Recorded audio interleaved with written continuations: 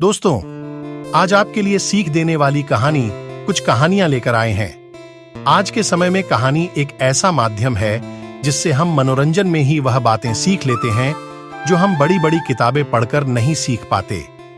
जीवन में नैतिक मूल्यों को हम कहानियों के माध्यम से आसानी से सीख सकते हैं।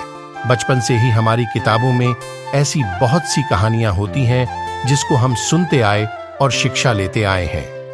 आज की इन कहानियों का उद्देश्य भी आपके जीवन में नैतिक शिक्षा का संचार करना है। आपको सीख देने वाली कहानी से क्या शिक्षा मिलती है, आप हमें कमेंट करके जरूर बताइए। दोस्तों, एक गांव में एक सफल व्यापारी रहता था। उसके पास एक अच्छी बड़ी दुकान थी और आमदनी भी इतनी थी, गांव में सबसे ज्यादा अमीर वही था। हर आदमी उससे अच्छे से बात करता और वह लोगों की बहुत मदद भी करता। वह दिन रात मेहनत और बाकी समय में पूजा पाठ भी करता कि बहुत इज्जत करते थे। पर उस व्यापारी की एक बुरी आदत थी, वह जल्दी गुस्से में आकर लोगों से बुरा भला कह देता था, जिससे गांव के बहुत से लोग उससे नाराज रहते।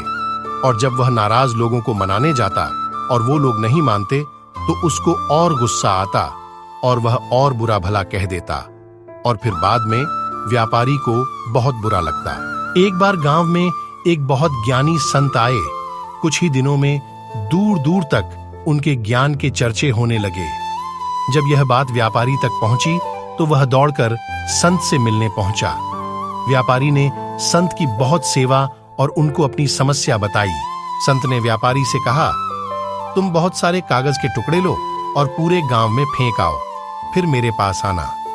व्यापारी बिना सोचे समझे दिन भर कागज के छोटे छोटे टुकड़े पूरे गांव में फैला देता है और फिर संत के पास पहुंच जाता है। संत उस व्यापारी से कहते हैं, तुम्हारी समस्या का समाधान मिल गया है, बस तुमको एक काम करना है।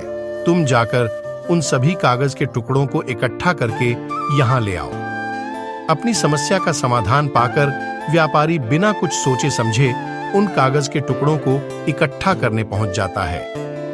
बहुत देर तक कोशिश करने के बाद व्यापारी को यह समझ आता है, यह काम तो करना नामुमकिन है। सीख देने वाली कहानी।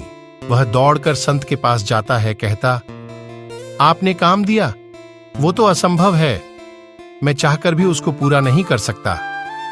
संत मुस्कुराते हैं और कहते हैं, बेटा, मैं भी यही कहना चाहता हूं। किसी को कहे अपशब्द वापस नहीं सकते हैं, इसलिए हमें हमेशा सोच समझकर बोलना चाहिए। आज के बाद तुम यह बात अपने मन में अच्छे से बिठा लो, चाहे कुछ भी हो जाए, तुमको किसी को अपशब्द नहीं बोलना है। संत से प्राप्त इस ज्ञान से व्यापारी की आंखें खुल जाती हैं और वह दोबारा जब भी किसी को गुस्से में कुछ बोलने वाला रहता है, उसको कागज के टुकड़ों का उदाहरण याद आ जाता है। शिक्षा। इस कहानी से हमें यह सीखने मिलता है कि कितनी भी मुश्किल क्यों न आए, हमें किसी को अपशब्द नहीं बोलने चाहिए, क्योंकि अपशब्द से हुए नुकसान की भरपाई करना संभव नहीं है। गलत शब्दों से किसी को ठेस नहीं पहुंचाना चाहिए।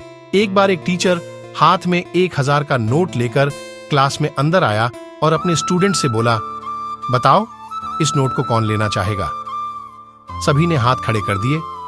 टीचर ने फिर नोट हाथ में मोड़ दिया, फिर सबसे पूछा। सबने फिर नोट लेने की इच्छा जाहिर की। टीचर ने नोट को और गंदा कर दिया। फिर सबसे पूछा, अब इसको कौन लेना चाहेगा। सभी ने फिर उस नोट के लिए हाथ उठा दिए। अब टीचर ने एक कदम आगे बढ़कर उस नोट को अपने जूते से कुचल दिया और फिर स्टूडेंट से पूछा, तो फिर सब ने उस नोट को लेने की इच्छा जाहिर की। फिर टीचर ने उस नोट को पानी में गीला कर दिया, फिर भी सबको वह नोट चाहिए था।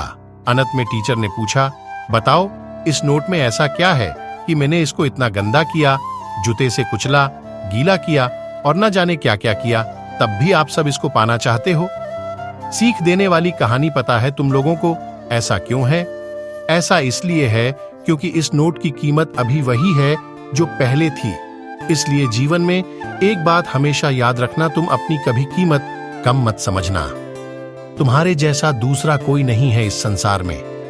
जीवन में चाहे कितनी भी मुश्किल और बुरा वक्त आए, तुम अपनी कीमत मत गिरना। जीवन का वह संदेश है जो तुम लोगों हमेशा याद रखना है। उस टीचर समझने के तरीके से सभी स्टूडेंट को इतनी बड़ी बात इतनी आसानी से समझ में आ गई जो बड़े बड़े गायनी नहीं पाए। इस सीख देने वाली कहानी से हमें यह शिक्षा मिलती है कि हमें उस नोट की तरह बनना है जो किसी भी हालत उसकी कीमत कम नहीं होती।